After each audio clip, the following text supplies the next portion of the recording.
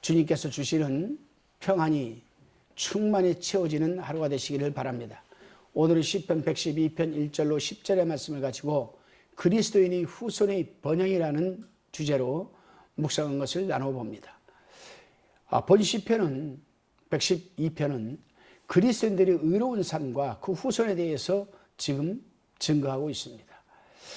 본문 1절로 10절까지를 살펴보게 되면 시인은 1절에서 여호와를 경외하며 그 계명을 크게 즐거워하는 자는 복이 있도다라고 고백하고 있습니다. 그럼 이 복이 어떻게 나타나는 것일까? 시인은 그 후손이 땅에서 강성할 것이라고 합니다. 왜냐하면 정직자의 후손이 복을 받을 것이기 때문이라고 2절에서 말하고 있습니다. 그렇습니다. 우리는 누구나 자녀들이 성공하기를 바라는 마음에서 희생을 하여가며 또 교육시키고 인격을 훈련시켜서 그들이 장성한 후에 사회적으로 존경을 받게 하도록 우리는 참 애쓰고 있습니다. 돈이나 재산이 많아서 그것을 자녀들에게 상속해 주는 것도 좋은 일이기도 합니다. 그래서 열심히 돈을 벌어서 재산을 모으려고 하기도 합니다. 물론 이것은 훌륭한 일입니다. 세상 사람들이 잣대로 보면 자녀를 사랑하는 훌륭한 표식이 되기도 합니다. 그러나 훌륭한 교육을 시킨다든지 돈을 많이 상속해 주는 것보다 더 중요한 일이 있습니다. 그것은 곧 경건한 신앙인으로 가르쳐서 양육시키는 것입니다. 왜냐하면 여호와를 경외하는 자와 정직한 자의 후손에 대해서는 복이 약속되어 있기 때문입니다. 세상에는 교육을 많이 받고서도 어리석은 짓을 하는 자도 있고 악한 노릇을 하는 자도 있습니다.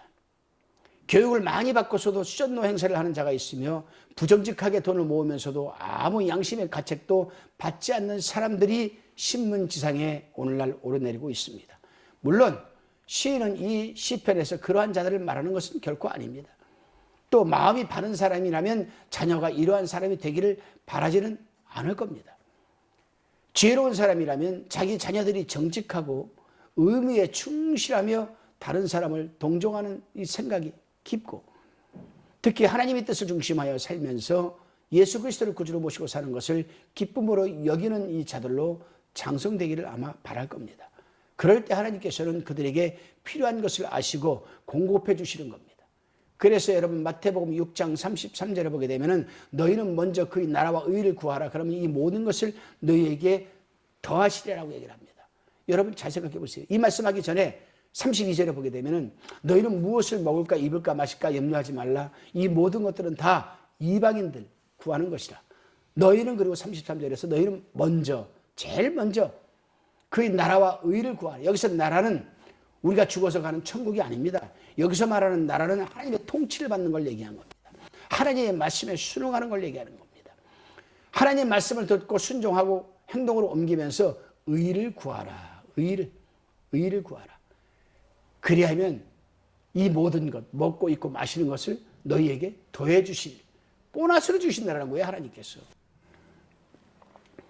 그럼에도 불구하고 자신은 하나님을 두려워하면서도 자녀들이 술에 취하고 심지어 교회에 나가든 안 나가든 신경 쓰지 않으며 어떻게 살아도 상관하지 않는 부모들이 또 있습니다. 과연 그 자녀들은 훗날 어떻게 될까? 우리 하나님의 사람들은 하나님께서 이 공의의 기회를 주시고자 할 때에 자녀들에게 최선을 다하여 하나님 기뻐하시는 자녀들로 양육해야 되지 않겠습니까? 이제 시인은 3절에서도 여호와를 경외하는 자의 후손이 누릴 부함을 말하고 있습니다. 그런데 여기서 분명한 것은 기본 조건인 의를 떠나서는 마태복음 6장 33절의 약속이 이루어질 수 없는 것을 말하고 있습니다. 이 모든 것을 너에게 더하리라. 먹고 입고 마시는 것. 이것을 구하려면 의를 떠나서는 안 된다는 겁니다. 의가 없으면 부함은 그것을 소유한 자와 그가 살고 있는 사회에게 저주밖에는 안 되는 겁니다. 그러한 모습을 또 많이 전 보아왔습니다. 재벌이 총수가 왜 자살을 합니까, 여러분? 돈이 없어서 자살하는 겁니까? 아니거든요. 재벌의 가족이 왜 부치백에 시달리고 있습니까, 여러분? 돈이 없어 고치지 못하는 것입니까? 아니거든요. 그렇습니다.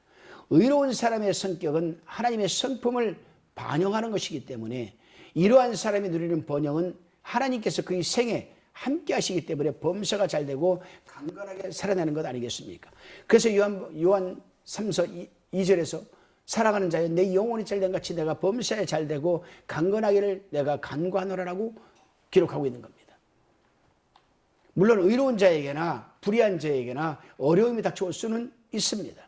그러나 정직한 자에게는 흑암 중에서도 빛이 일어납니다. 왜 그렇습니까? 4절에 기록한 대로 그는 어질고 자비로운 또 의로운 자이기 때문입니다. 그렇습니다, 여러분. 의로운 자는 다른 방법으로도 하나님의 자비스러운 성품을 나타내며 살아갑니다. 이런 사람은 무슨 일에 있어서나 사람과 대할 때에 친절과 예의와 상대에게 위로가 되는 말과 또한 정직하게 대합니다. 그리고 그가 심은 대로 거두게 됩니다. 그렇습니다. 하나님의 사람들은 모두가 이렇게 살아가야 할 것이죠.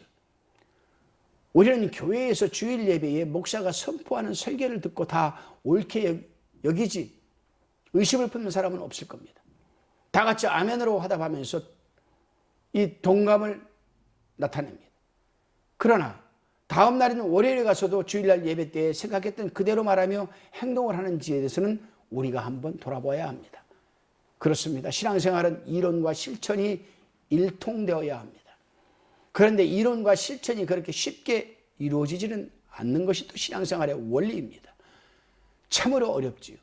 그래서 우리는 경건에 이르는 연습을 부단히 해야만 합니다. 왜냐하면 신앙의 이론과 실천은 경건의 연습에서 만들어지기 때문입니다. 경건에 이르는 연습은 육체 연습과 경건의 연습 두 가지가 있습니다.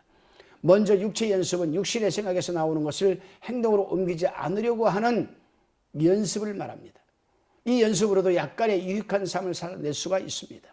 그리고 경건의 연습이란 하나님이 맹세하신 둘째 약속이 자기에게 이루어지도록 하는 연습을 말합니다. 이 연습은 세상에서나 하늘나라에서도 하나님의 약속이 여러분 보장되어 있는 겁니다. 그런 연습입니다. 우리는 이 두 가지 경건에 이런 연습을 통해서 신앙생활의 이론과 실천을 함께 살아낼 수 있는 겁니다. 그래서 사도 바울은 디모데에게 경건의 연습을 게을리하면 교만하여 아무것도 알지 못하고 변론과 언쟁을 좋아하는 자니 이로써 투기와 분쟁과 회방과 악한 생각이 난다라고 권면하고 있는 겁니다. 디모데전서 6장 3절 4절에 기록되어 있습니다. 기도하시겠습니다. 주님,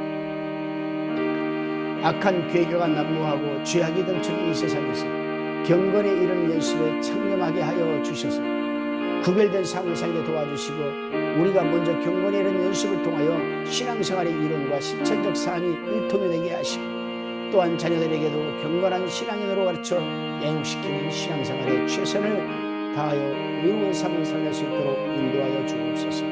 그래서 자녀들이 현세적 삶과 미래적 삶이 하나님 보시기에 미쁨이 되게 하셔서 풍요롭게 하옵소서. 예수님의 이름으로 기도드리옵나이다.